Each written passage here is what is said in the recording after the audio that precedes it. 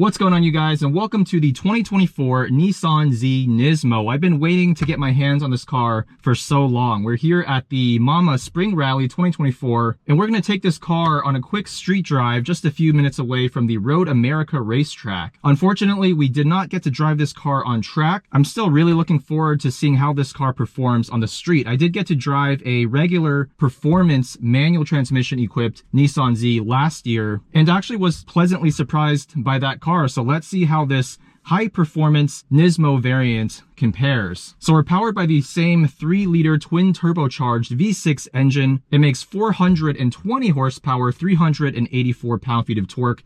That's up 20 horsepower and 34 pound-feet from the standard Z. Unfortunately, we only have this 9-speed torque converter automatic transmission. It still baffles me why Nissan did not offer this with a 6-speed manual. Every Nismo prior to this has always had a 6-speed manual. That being said, this 9-speed has been revised for the Nismo model. It has revised clutch packs and different software tuning to allow for much quicker shifts. Supposedly the downshifts are about twice as quick now. This car weighs about 3,700 pounds, so about 150 pounds heavier than a manual performance package Z, and roughly 50 pounds heavier than a regular automatic equipped Z. Pricing for this car is in the high 60s, around $66,000 to $69,000 depending on spec. That's about $13K more than a base Z with the performance package. We have an LSD as standard, which is what you also get with the performance package. For the Nismo, we get stiffer suspension, bigger brakes, and increased chassis rigidity. We're on Dunlop Sportmax GT600 tires instead of the standard Bridgestone S007.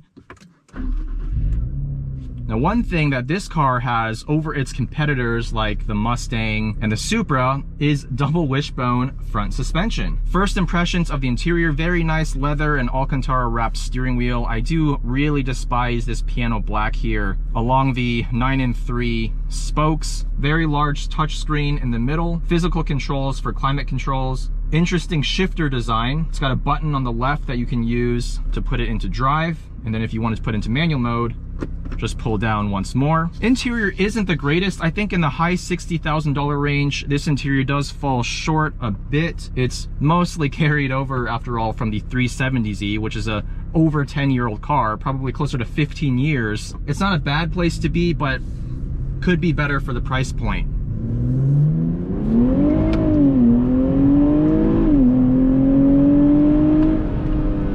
Wow, okay. It's got some power, that's for sure.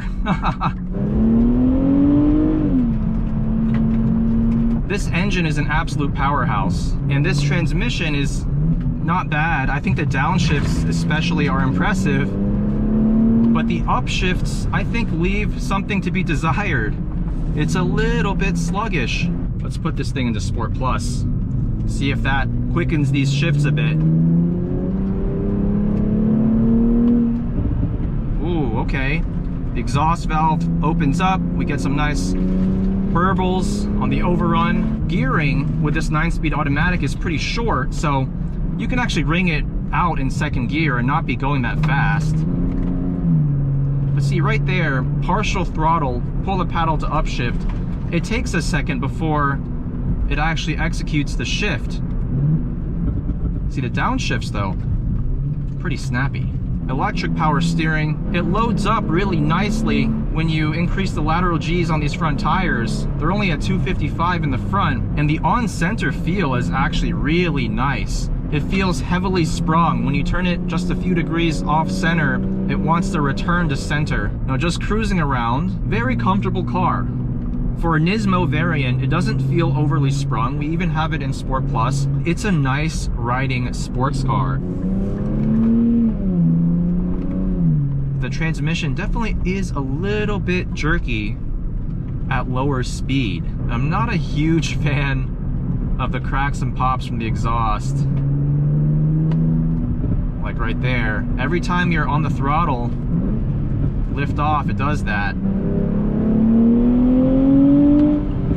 That is some really impressive straight line acceleration.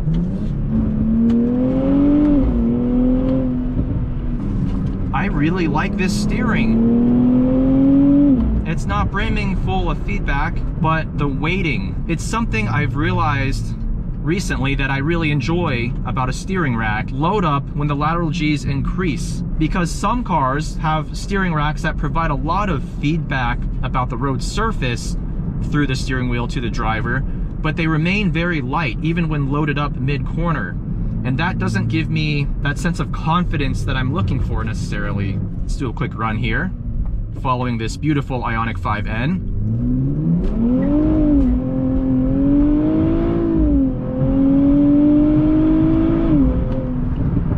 I still think the upshift, even when driving flat out, there's a little bit of a delay. It just feels a little bit lazy to shift. But look at the downshift here. On the brakes, third gear, second gear. Also, this car definitely is traction limited. Even with these Dunlop summer tires and traction control fully on, the rear does squirm on power in both first and second gear. This engine really is a torque monster. 384 pound-feet of torque.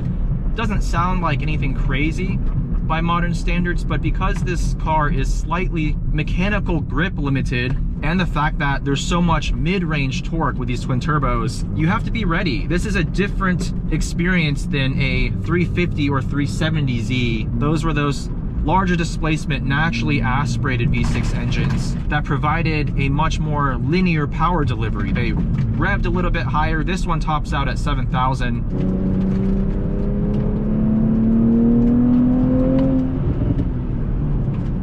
I'm really enjoying this steering rack.